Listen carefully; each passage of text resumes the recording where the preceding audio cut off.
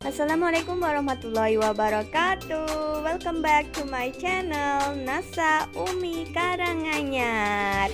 Di channel ini kalian bisa mendapatkan video tutorial, promosi dan kegiatan. Jangan lupa follow media sosialku ya. 1. Mengisi kolam bocor. Di setiap seminar offline di kelas Wealth Mindset, di postingan Facebook, atau ketika berbincang santai dengan teman-teman, saya selalu bercerita tentang analogi mengisi kolam. Bahwa sebenarnya setiap orang di dunia ini sedang berusaha mengisi kolam yang bocor dari sebuah sumber air. Kolam itu adalah wadah yang disiapkan orang untuk menampung penghasilannya, uang hasil kerjanya. Kolam ini memang pasti bocor dan memang harus bocor. Kebocorannya itu adalah semua kebutuhan hidup yang membutuhkan uang.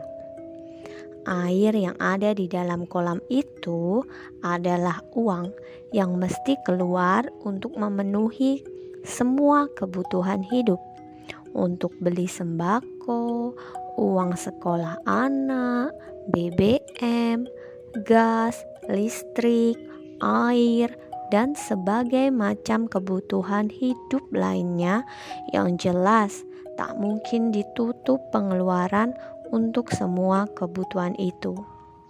Lalu, setiap orang di muka bumi ini berusaha mengisi kolamnya masing-masing. Permasalahannya ada pada cara setiap orang mengisi kolamnya. Ada yang mengisinya dengan selang besar, ada yang mengisinya dengan ember, ada yang dengan gayung, ada yang dengan cangkir, ada yang dengan sendok, dan ada juga yang dengan sedotan. Semakin sedikit air yang diisi ke dalam kolam, berarti semakin sedikit juga yang bisa dikeluarkan.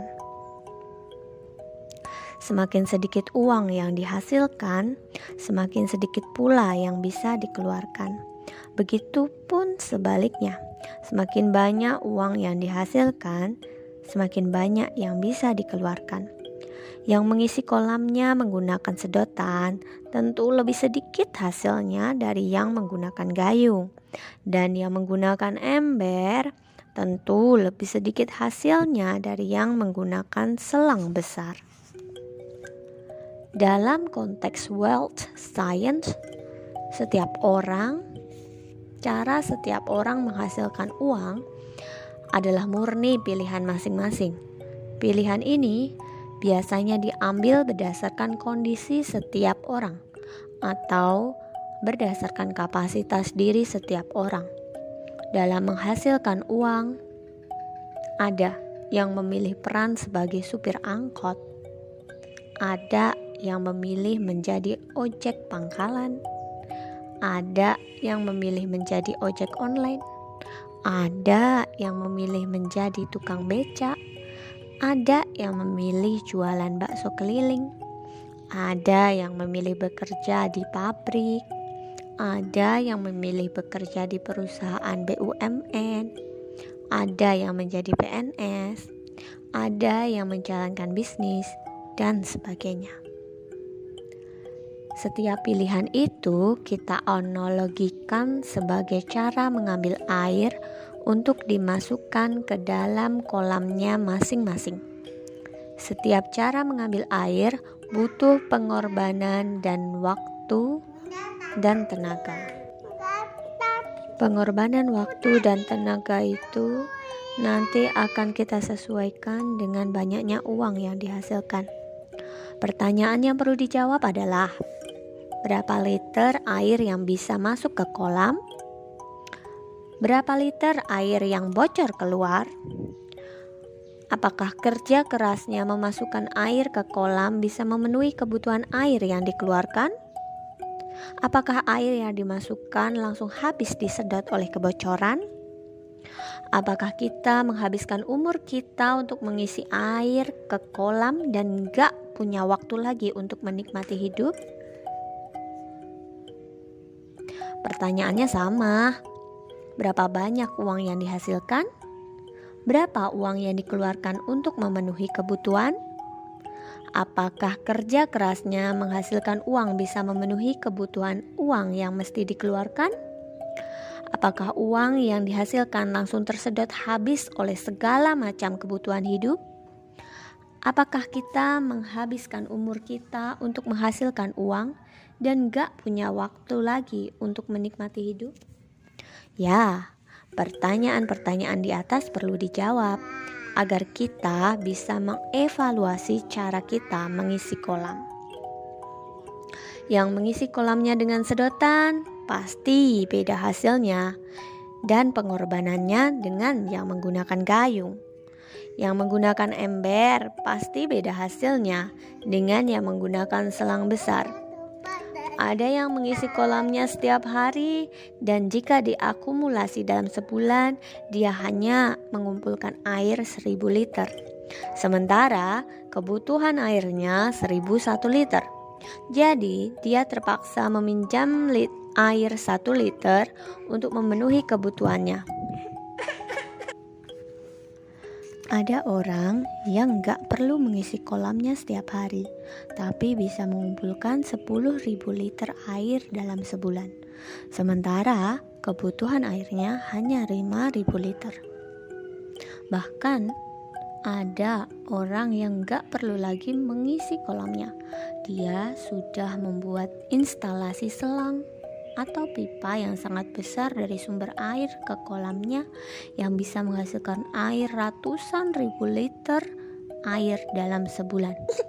Kolamnya selalu terisi penuh, bahkan luber, sedangkan kebutuhan airnya hanya 5.000 liter. Dan mereka pikirkan bukan lagi mengisi kolam, tapi membuat kolam-kolam baru, lalu memasang selang atau pipa dari sumber air ke kolam-kolam yang dimilikinya. Ada yang menghasilkan uang 3 juta rupiah dalam sebulan, sementara kebutuhan hidupnya 3,5 juta rupiah sebulan. Jadi dia terpaksa meminjam uang 500.000 untuk memenuhi kekurangannya. Ada yang menghasilkan uang 10 juta rupiah sebulan, sementara kebutuhan hidupnya hanya 5 juta rupiah sebulan. Bahkan ada yang gak perlu lagi sibuk memikirkan cara menghasilkan uang.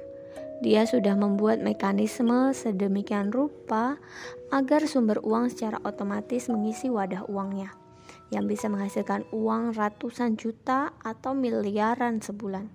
Padahal kebutuhan hidupnya misal hanya 30 hingga 50 juta sebulan. Yang mereka pikirkan bukan lagi cara menghasilkan uang, tapi membuat kolam-kolam uang baru, lalu membuat sistem tertentu agar uang mengalir sendiri ke kolam-kolam uang yang mereka miliki. Saya nggak akan nanya kamu ngisi kolam pakai apa, tapi saya berharap dari sini kita akan punya gambaran tentang seperti apa cara mengisi kolam yang kita inginkan. Apakah dengan cara menghabiskan tenaga dan waktu karena mengisinya dengan sedotan atau sendok? Atau dengan cara menghemat tenaga dan waktu karena kita memasang selang atau pipa dari sumber air ke kolam kita? Bahasan-bahasan selanjutnya dari buku sederhana ini semoga bisa membuat kita berpikir ulang tentang cara seperti apa yang mestinya kita pilih.